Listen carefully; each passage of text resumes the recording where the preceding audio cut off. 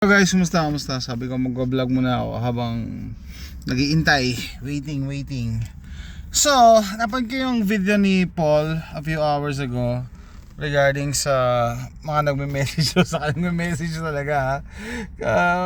Nung weekend nag-live kami, nag-alok siya na, oy, pag may mga suggestions kayo, message kayo.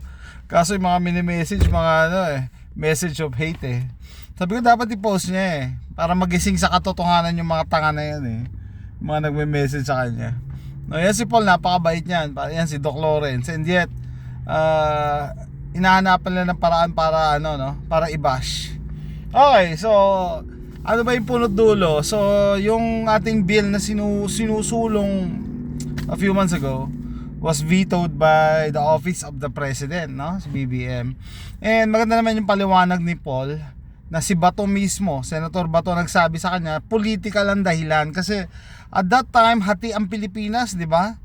DDS versus BBM, no? So syempre tatakot siya na baka ma-overthrow siya out of power.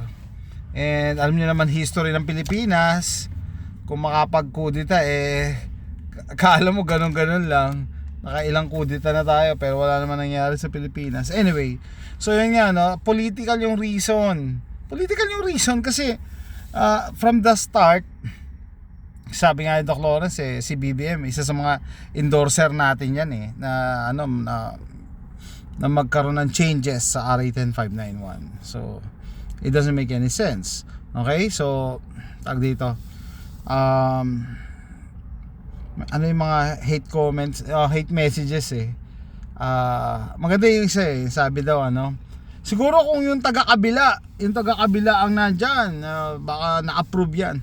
Talaga, in your dreams, hindi ba kayo nagfa-follow? Inimbitahan dati yan si Apeng, di ba? Mga first few hearings andun siya, hiningan siya ng position paper. Dun sa news flash, baka hindi nyo alam, yung sinabit niyang position paper, imbis na mapalawak ang gun privilege sa Pilipinas, humihingi ng gun control. Gun control ang hinihingi. Kaya nga nabwisit yung AFAD, no? Nabwisit yung AFAD. Nagtatawag yata si ayoko na mag-name drop, yung head ng AFAD, yung mga big boss doon, tinawagan, buisit dyan. Tapos tinawagan nila yung superior ni Apeng. Bakit ganyan yung tao nyo? Humingi ng gun control contradictory sa pinaglalaban namin. Kaya sabi, wag nyo nang papupuntahin yan doon Kaya hindi na siya pinapunta kahit gusto niyang pumunta, no? So wag nyo ipag-yayabang na, uy, kung si yata nandyan.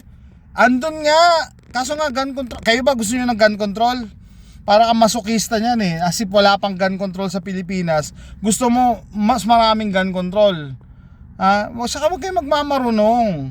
Kaya nga may mga nagmamarunong dyan, never nakatulong, walang ambag, tapos dahil na veto, bilang nag-iingay. Tapos yung mga suggestion walang katuturan. So lilinawin ko nandun po siya, hiningan siya ng position paper, kaso gun control. Tapos nun, dami nagalit, AFAD nagalit, Arms Corps nagalit, basta yung mga kumpanya ng baril nagalit. Kasi imagine nyo, nanghihiram ng baril para i-review, tapos humihingi ng gun control because of the lives lost, families broken. And doon sa hindi nakakalam, yung position paper niya, may nag-fact check niya dyan, gawa ng ChatGPT. So hindi kanya yan. Pinagawa niya lang sa AI. Pinagawa na nga sa AI, mali pa, opposite pa yung hinihingi. Imbis na gun privileges, gun rights, gun control. Anyway, so ano pa ba yung mga kino-comment kay Paul na kasi kaya nabito kasi ang dami nyong hinihingi, ang laki ng hinihingi nyo sa sa ammo limit. So currently ang ammo limit sa Pilipinas is 50 rounds. So hindi natin isasama yung mga sport shooter 50 rounds sa ordinaryong nilalang. Okay, basic na LTAP 'yon. Ang kung ako matatanungin nyo, kami ni Charles, dapat walang limit. Ay, ba't ang dami kasi? 1,000 rounds o 500 rounds? Bakit pupunta ba kayo sa gera? Ang napakatanga kasing analysis, pag ikaw ba may 1,000 rounds, excited, taing-taing ka na makipaggera? Taing-taing ka makipaggera? O may 500 rounds ka, taing-taing ka makipaggera? kulang pa din yan. Makikipaggera ka, kulang yan. 'Di ba? Gera tumatagal ng ilang buwan yan. Yung Ukraine niya ilang taon na eh. O ilang araw lang yung ano mo, yung 1,000 rounds. Actually, alam ko 500 rounds lang hinihingi natin eh. Ilang araw lang yan. Baka nga wala pa isang araw eh na firefight. So, wag niyo equate na pag madaming bala ay maikipaggera. Napaka ano yan eh. Napaka what's the time that I'm looking for? Ignorante ng ganung comment na pag ikaw maraming ba, ay maikipaggera ka na ba? Alam niyo, may mga nagko-comment na ganyan eh. Pag nakita marami kang baril, marami kang bala, uy, makikipaggera, may armory ka na. Talaga, dalawa lang ang kamay natin eh. Kahit gano'ng kadami baril mo, magpapaputok ko lang one at a time. Wala naman nakikipaggera, pati paa ginagamit, no? Tapos dalawang kamay, hindi walang ganun. One at a time lang. 'Di ba? So yun, yun kung masyado daw malaki. At saka sinabi na namin, hindi ka pwedeng humingi ngayon ng 100, next year 200, next year hindi, wala na tayong opportunity. To be honest with you guys, si Charles lang ang optimistic about sa second round. Ako I don't know kung ano may reaction niya, pero ako ako diyan eh. Medyo tagilid yung second round. Bakit? Kasi may flood control, anomalya, ang dami, tapos yung impeachment pa kay Sara. I don't know kung maaasikaso nila, mahaharap nila yung natin, yung part 2, no? Sa dami ng mas mabibigat na issue, 'di ba? And sadly, nawalan tayo ng halige, yung arms corps, si Sir Martin. Yan, wala tayo ng mabigat 'yun. Hindi ko na i-mention yung niya, yung papel niya dun sa naging laban natin sa sa proposals natin na amendment sa RA 1059, pero mabigat yun, mabigat nang nawala sa atin. So dun sa mga tao na naghanap ng sisi, ba't di nyo sisihin si BBM? Siya ang dyan eh, siya ang last say, di ba? Tsaka pumasa na nga sa Senado, perfect 24-0 ba? Tapos sa lower house sa Congress 190 plus, tatlo lang yung hindi pumabor, mga leftist pa, mga komunista. O ano pang hahanapin nyo, di ba? Pumasa parehas, both houses. Napakahirap na hurdle nun. Si BBM ang last say, or Office of the President. He failed us, yun eh. He failed us na magkaroon ng changes, pero hindi nyo rin masisi kasi at that time DDS versus BBM, natatakot siya, baka may mag-alsa o may mga bumulong pa dyan na pag inarmasan yung mga tao, baka magka-revolusyon. Kita nyo naman history ng pamilyang Marcos, pinalayas na yan, binoto nyo uli, ngayon magtuturuan kayo, di ba? Siyempre takot siya, baka history repeats itself baka tumakbo na naman sila ng Hawaii. Anyway, so yung mga kababayan natin wala magawa, naghanap ng sisi, pero mali naman yung mga arguments nila. Mali yung arguments. And sabi nga, the art of the deal. Hindi ka pwedeng humingi ng 50 rounds ang limit ngayon, hihingi ka 51. Anong gusto niyo? 51 ang hingin. So what's the difference ng kasi nga gusto nating ma-expose na very ridiculous talaga yung 50 round limit. Unang-una, tanongin nyo, paano ba na-implement yan? May nag-house to house ba? Yan ba trabaho ng PNP? Imbis na serve and protect, i-audit yung mga legal gun owners?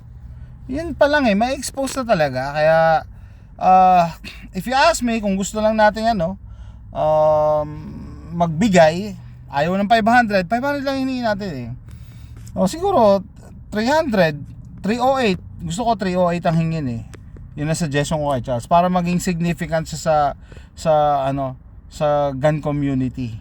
And totoo lang, kung ako kay Paul, dapat hindi na siya magpaliwanag sa mga ganyang bases, kasi mga tanga yan Dapat i-post nga niya yung mga screenshot ng mga nagme-message sa kanya ng ganyan, para magising sa katotohanan na yung mga pinagsasabi nila walang katuturan.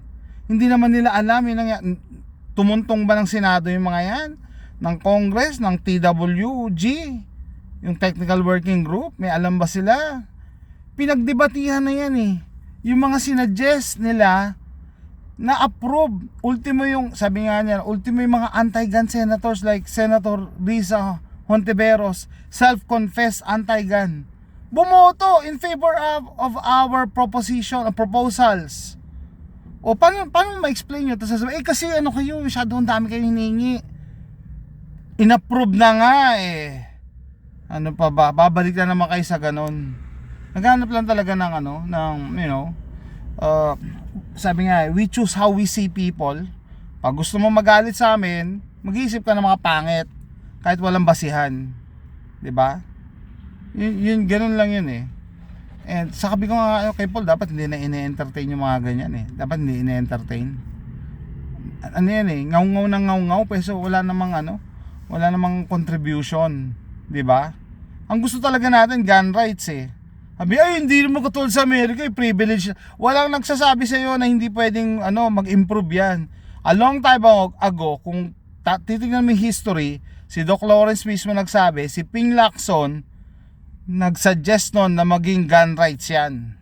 Okay? Political reason na naman and mga under the table na usapan, compromise, kaya hindi hindi umalagwa yung idea na yan. Pero dati na yan na pinag-uusapan. Bakit? Kasi ilang beses na nga tayo sinakop, hindi ka pa rin nakaisip na magkaroon ng gun rights. Kailan ka pa ang Amerika guys, isang beses lang sinakop ng Britain, nadala na, natuto na agad. Tayo, sinakop ng Kastila, sinakop ng Hapon, sinakop ng Amerikano, wala pa rin gun rights. Utak alipin pa rin. Parang nakadepende pa rin kung sino yung amo natin, kung ano sasabihin sa atin, kung ilan ang amo limit natin. So, example lang yan yung amo limit na pinag-iinitan nila. Tanungin ko kayo, kung sakaling humingi ng 100 o 55, paano ba yan na-check? Binabantayan ba yan? O paano mababantayan? Ibig sabihin, ibubuhos ng resources ng PNP. Ang mga tao nila magkakatao, ilan na po ang bala nyo dyan. Yung legal gun owner kasi, pag binantayan mo yan, nakapag-prevent ka ba ng crime? Hindi naman gumagawa ng krimen eh. Kaya nga nagpa-LTAP nagpa-lisensya, nagpa-drug testing, kasi nga gusto nga maging legal. Tapos yan ang babantayan mo, yung kaisa-isang tingin na bala. At saka ano ba parusa pagka naging 51 yung bala? Diba? Makukulong.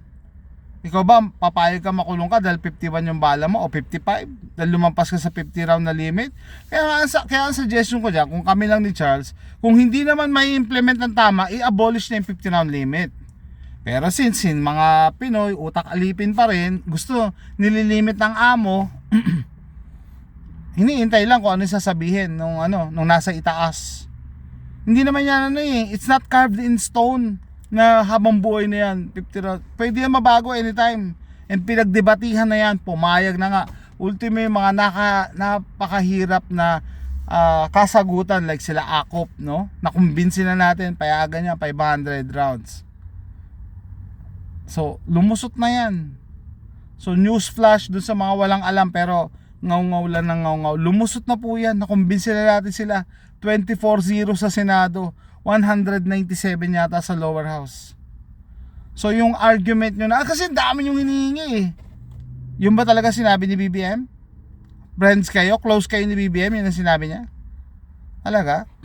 Political nga daw, sabi ni Senator Bato eh. Which is, mukha naman totoo kasi nga, magulo ngayon sa Pilipinas regarding sa pinaghahanda na yung susunod na eleksyon, at saka yung mga nakaupo, natitreaten, mapalayas. Anyway, yun lang quick reaction lang to dahil nakakataas talaga ng high blood eh. Hanggang ngayon nagngangaw pa rin yung mga yung mga nila umasa po kasi kami. Mananunumbat pa, umasa po kasi kami. Lahat naman umasa eh. Maski nga si Senator sila Senator Bato umasa. Si Sir Martin Tuason, may-ari ng Arms Corps, CEO, COO, may-ari umasa. Tapos ikaw na meron kang prepaid na internet sa cellphone mo, yun na nga lang ang load mo, itatype mo pa na kasi po pinaasa nyo kami. Talaga? Talaga? Sige, ano pa? Anong gusto mo? Compensation? Gusto mo mabayaran ka dahil umasa ka? Sino ba hindi umasa? Ay, Diyos ko. Pinoy nga naman! Comment down below! See you next time! Bye!